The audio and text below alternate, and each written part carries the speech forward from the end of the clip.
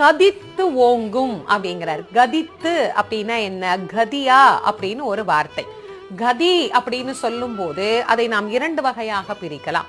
உன்னை தவிர எனக்கு வேறு கதி கிடையாது என்று சரணாகதி அடைதல். தமிழ்ல இந்த கதிக்கு இன்னொரு அர்த்தமும் உண்டு. விரைந்து செல்லுதல் அப்படின்னு ஒரு அர்த்தம் உண்டு. இலங்கை மக்கள் இன்றைக்கும் பேசுகின்ற போது, தம்பி இந்த கடைக்கு கொஞ்சம் கதியா போயிட்டு வாங்கோ அப்படின்னு சொல்லுவாங்க. அப்படின்னா என்ன அர்த்தம்? இந்த குழந்தைகிட்ட கடைக்கு வேகமா போயிட்டு வா கண்ணு அப்படின்னு நம்ம சொல்றோம். அவங்க தம்பி கதியா போயிட்டு வாங்கோ அப்படின்னா சீக்கிரமா போயிட்டு வாங்க அப்படின்னு அர்த்தம். கதி என்று சொன்னால் விரைந்து செல்லுதல் என்ற அர்த்தம். இப்போ இங்க நம்ம தேவராய சுவாமிகளினுடைய வரிக்கு வருவோம். துதிப்போர்க்கு வல்வினை போம், துன்பம் போம், நெஞ்சில் பதிப்போர்க்கு செல்வம் பலித்து கதித்து ஓங்கும், விரைந்து நன்மைகள் வந்து